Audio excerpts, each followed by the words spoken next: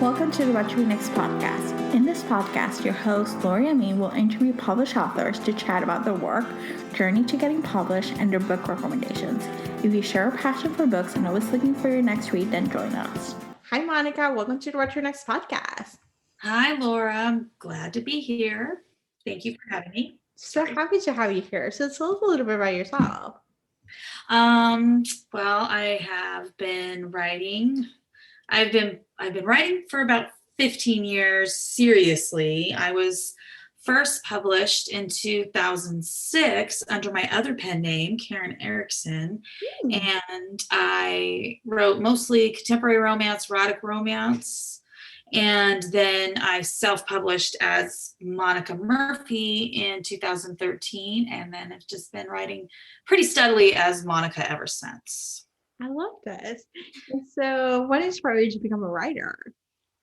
You know, I always loved to read. I was that kid in like kindergarten and first grade who always wanted to read with the teacher. You know, like we'd sit in a circle on the floor, and then you get to turn the pages or whatever for the teacher. Mm-hmm. And so then I found a bag of romance books in our hall closet that were my mom's, and I kind of just, as a teenager, and kind of started devouring those and thought to myself, oh, I want to do this someday. But, yeah. You know, I got inspired. And, but then of course, you know, real life comes into play and you got to like work and raise children and whatnot. So I didn't really pursue it heavily. I would play around with writing, but never wrote anything, you know, start to finish until 2005 when I was home with my two youngest children. And so what was your journey to get your first book published? My first book published? Yeah, what was that journey? That's really like you were in the 2006, so it's before the romance boom. So there was a bit of a boom around there too. So I was there was quite a few digital publishers that were popping up around that time. Alora's Cave was the kickoff, and then there were other ones before Alora's Cave. That was the one that became really popular. And so I was picked up by a really small digital press called Cobblestone Press, and wrote a few things for them. And then I got picked up by Sam Hain and also Alora's Cave, but I stuck mainly with Sam Hain, and I even wrote for them through 2014. So in 2013, when I was as Monica starting and really took off, Karen was also doing really well too with Sam Hain. So it was very hectic that year, but it was a great year.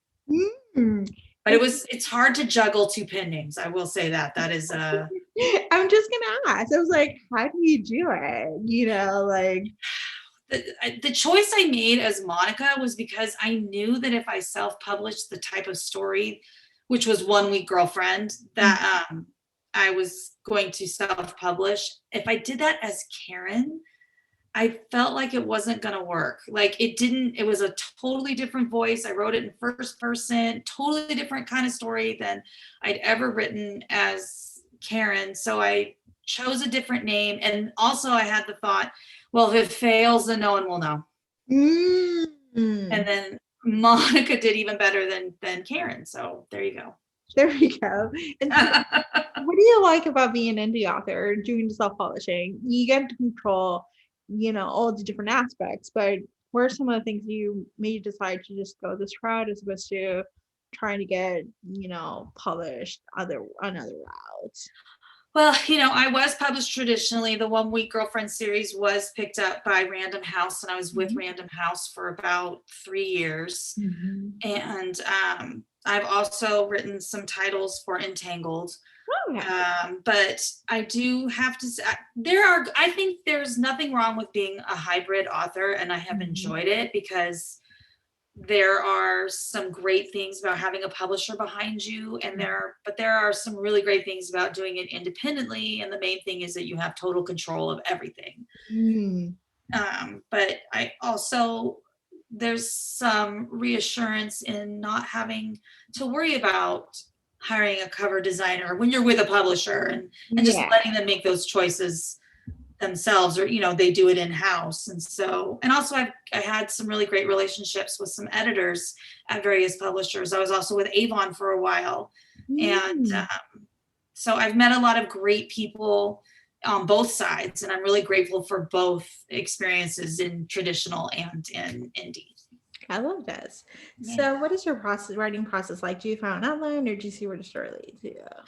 I am definitely more of a see where the story leads me. When I've written traditionally, I can definitely do an outline, a synopsis, because that's what they usually want before you write it. But I would prefer, most of the time when I do those types of outlines, it's more like a map. So I know how to get to the destination, but I'm not quite sure what the journey is going to be like. And so what I always like to say is that if you as the reader are surprised in the book by something, that's because I was surprised too when I made it happen. Things just come to me as I'm going. And so how do you get to know your characters? Did they come to you fully formed, or did they just start, you start to uncover them as you write them more? It depends. I know there are some authors who have the same process every time, but I think the majority of us kind of have to handle each book differently. And sometimes a character can come to me completely 100% formed, and other times it is kind of as we go along, I find out more and more as we get deeper and deeper in. I love this. You just recently released Wedding Day, which I just read, and I absolutely adore. I love the whole friends to lovers, fake dating. You just gave me my catnip. Oh, good. I love a good friends to lovers story, and I thought about it, and I don't write a lot of them, and I don't know why. That was fun. That was fun. I really loved this book. I was it just it surprised me. I was I'm so skeptical about it. And I'm oh my gosh, this is, I feel bad for him. But yeah, no, I wanted to write a good guy too. I know that everybody loves a good alpha, and I do too, fictionally. I mean, you don't necessarily want someone like that in real life all the time, but yeah, I wanted him to be multifaceted and to show that, hey, he can just be a regular normal guy who has a really great job. And it's okay for him to be hurt and to be in his feelings over what his ex did, and then to find somebody new. And it's a friend who he made, I don't know, did you read Rate a Date? Because I made it, he was pitiful in there. No, I have to go back. Yeah, read Rate a Date, and they all set up on it's a two couples blind date, and he set up with Eleanor in Rate a Date, and they became friends, but then Kelsey was in on that date too with Theo's friend. And so I thought to myself, I should make him the hero for Kelsey. So that just kind of came out of nowhere. Anyway. I love that. I love books that can inspire you to get you the next hero and the next heroine, or the couple pairing. Do you know when you're writing a series, do you have an idea how many books and how many couples you're gonna have, or is it just for the dating series? For sure, I knew that I wanted to do 6 books. I slowly introduced all the friends throughout the series, but I knew Kelsey appears in the very first book, Save the Date, because she is that hero's assistant. And so I knew that I wanted to give her a book, and I thought to myself, it would be good to start, and she is brought into the series in the first, and then she ends the series. So I did plan always working toward her book to the end. But and then I don't know, and the Callahan series, which I released this year also, I knew that I was, which kids I was going to do in that family, whose book that was going to be. So yeah, most of the time I do plot it out. I know how many stories, but I'm starting a series next year and I'm not quite sure. I'm just going to kind of let it go until I'm ready to be done. I don't have a firm plan. I like this. Okay, so this is interesting. Each series would take you to a different journey. You can have someone just plan out, and other ones will be we're gonna see where it goes. Yeah, because sometimes there's characters who walk on, and I'm just oh, that person probably needs a story. So that kind of ends up happening, is someone I don't expect will get a story. Yeah. Then gets a story. Yeah. I love this. So what are some of your upcoming projects? Oh, actually, I want a question because you write multiple series and multiple books. Do you Mhm. write them one book at a time, or do you write like a couple of books at the same time? I don't like to write. I can edit and write a book at the same time, write one book and edit another, but it's Yeah. hard for me to write two at the same time. I've done it Mhm. under great stress. So I don't really like doing it. I tend to, what was nice for this year, with COVID coming along and eliminating a lot of plans, I really concentrated on writing this year. And what was nice is that I was able to alternate. It's kind of nice to go from writing contemporary romance with a great group of friends, and then when you finish I would switch off and then write about angsty, rotten, dramatic teens. And it was kind of nice to switch it up, and then it doesn't feel, sometimes I can get bored Mhm. if I keep writing the same thing, but Mhm. you don't want to stray too far because then readers are like, what are you doing? So Take us in a journey. right, but Take then us on a then journey. you don't want to confuse them, and then you're just all over the place. But so this next year, for the first few books I'm going to put out in 2021, are all going to be in the same series. Okay. Okay, so it allows us to binge read them, as Yeah. consume them as they come along. So I love this, and I love that your books are on Hoopla, which is like truly one of the things. Because I started listening, I think I listened to another book of yours, and it was great. I was like, oh my gosh, there's like a bunch of books I can listen to. Oh, So good. Yeah, I do have a lot in audio, not everything. yeah. I've been getting a lot of reader questions about the dating series in audio. Only the first three are in audio, and I can Yeah. confirm I've seen release dates. They're coming out next year. So Oh, first half of next year, the last three books are going to be in audio. So oh, this is great. I love it. yeah. It's good for accessibility. I think audios have been like a lifesaver for moments where it's like you're just like stressed out and you're like, I'm doing chores. I might as well just listen to an audiobook, Right, right. And I know audio is so popular, so I Mhm. don't really listen to a lot of audio. I should. I always tell myself I should, but It's okay. I haven't done it yet. It's all good, but thank you. So let's go to a random book recommendations. It's an opportunity for you to share with our audience what they should read next. What is your favorite genre?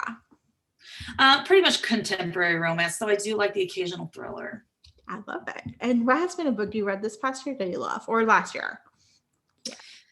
Oh gosh. Well, I went down the LJ Shin path, and read a lot of her books and loved them. And I really loved The Kiss Thief. That was my favorite one, I think, of hers. Who else? Let me see here. Oh, I just read Jillian Dodds that summer, and I thought that was cute. Oh, that's cute. Yeah. Oh, you know what other book I just absolutely loved was Kay Webster's Stroke of Midnight. And let me tell you, I did not think it would be my cup of tea. It was totally my cup of tea. Oh my gosh, I'm buying it right now. It's like he's a dominant jerk and he's terrible, and his name is like Winston, which you wouldn't think is even sexy at all, but everything about it just worked. For me, at least. Loved it. Oh my god. Yep, buying it right now. I love this. I love the show because here's the thing. I get all these recommendations. So either I buy them while I'm interviewing people or I'm like editing and I'm just in Amazon buying books. Like so My TBR is so bad. So bad. it is so bad. There's like Yeah. so many good books. And they're like not much time to read. So Yeah, it's never ending. If I were to ban myself from buying books, I'd be probably set for like the next few years. me too. Me too. Yeah. Yeah. So tell us where you can find you online. My website is monicamurphyauthor.com. I'm on Instagram, Monica Murphy Author, Facebook, Monica Murphy Author again, and also have a reader group, and you just search Monica Murphy Reader Group and you can find me that way. I love And it. that's really where I'm at. Thank you, Monica, for being on the show. Oh, thank you so much for having me, Laura. If you enjoyed this podcast, feel free to share with friends, subscribe, rate, and review the show. This is the easiest way to support this podcast. Once you connect with fellow romance readers and make new friends, get weekly book recommendations, attend monthly meetups, then join our Patreon community. You can join at whattoreadnextblog.com/Patreon. Romance lovers, check out Queen Bee Reads Etsy shop for cute and comfortable bookish apparel. The shop also features social justice apparel and fun items from some of your favorite TV shows like The Schitt's Creek and The Office. Use code WhatToRead10 to save. Visit whattoreadnextblog.com/queenbeereads. What to Read Next podcast is part of the Frolic Podcast Network. Discover new podcasts to love on frolic.media/podcast. Thank you so much for listening and have a great day.